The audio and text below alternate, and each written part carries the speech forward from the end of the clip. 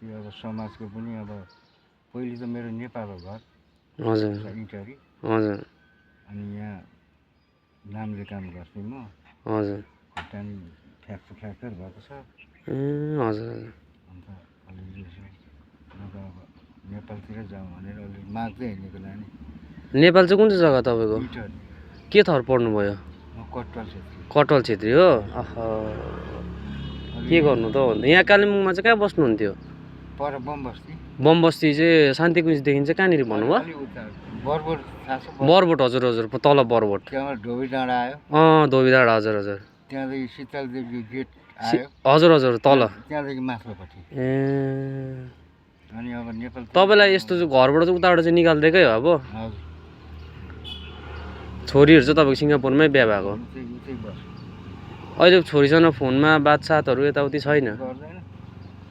यादै गर्दैन तपाईँलाई छोरीले पनि खाजाहरू खानुभयो खाएको छैन नि इटरी भनेपछि त तपाईँ अब नेपाल चाहिँ तपाईँको को छ नेपालमा चाहिँ मेरो भाइहरू छ भाइको नाम भाइको नाम एउटाको पूर्ण कट्टल हो हजुर हजुर एउटाको रामबहादुर रामबहादुर अन्त फोन नम्बरहरू छ भाइको तपाईँकोमा छैन अन्त कसरी पुग्नुहुन्छ अब इटरी भनेको त तपाईँको झन्डै झापा सापा काँक्रेभित्ता क्रस भएर पनि झापाहरू चारालीहरू सबै क्रस भएर जानु पर्यो हजुर हो बिर्ता मोड धुलाबाडी क्रस भएर जानु पर्यो पछि हजुर तपाईँ निस्किनु चाहिँ कहिले भएको घरबाट म 3 दिन भयो 3 दिन सुत्नु चाहिँ कहाँ हुँदैछ सुत्नु चाहिँ म त्यहाँ पर नेपालकै एकजना भाइ थियो हजुर त्यहाँ पर हजुर हजुर अनि गाडी भाडा यसो माग्दै हिँडेको नाम कति लाग्छ तपाईँलाई उता पुग्नु चाहिँ गाडी भाडा चाहिँ भन्नुहोस् त उता पुग्न मलाई काँकरभिट्टाबाट 300 लिन्छ काँकरभित्ता एउटा 300 हजुर उता पुग्नु चाहिँ 300 रुपियाँ यहाँदेखि तपाईँ उता पुग्नु भने तपाईँलाई टोटल खर्च 500 रुपियाँ लाग्यो हजुर 500 लाग्यो 500 रुपियाँ लाग्यो है 500 रुपियाँले तपाईँ नेपाल पुग्नुहुन्छ पुग्छु बाटोमा खाने खर्च सर्छ पनि त चाहियो होला फेरि ठिकै छ मेरोमा पनि अहिले त यहाँ त मैले त बोकेर त हिँडेको छुइनँ हो तपाईँ अब कहीँ त जानु हुँदैन होला अब यतै त बसिरहनु त हुन्छ होला दिनभरि नै त होला के गर्नुहुन्छ जानु त पर्यो नि बसेर भयो जानु त पर्यो अन्त अब पैसा पनि छैन तपाईँकोमा मान्छेले कति दिइसकेको छ अहिलेसम्म पैसा कसैले दियो अहिले त यो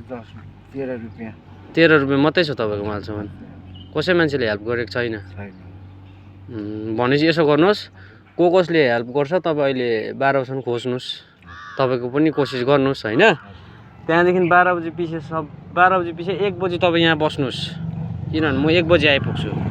1 बजी तपाईँको गाडी भाडा कति हुन्छ के हुन्छ म तपाईँलाई दिएर पठाउँछु भयो 500 रुपियाँ नै भए पनि म तपाईँलाई दिउँला ल लु आउनुहोस् खाजा खाउँ यहाँ दिदीकोमा आएर के खानुहुन्छ खाजा भन्नुहोस् त लु तपाईँको भाइ दाजुले के हेर्दैछ भने के भनिदिनुहोस् भाइ दाजुहरूले के हेर्दैछ भने भिडियो बनाएको छु त मैले तपाईँको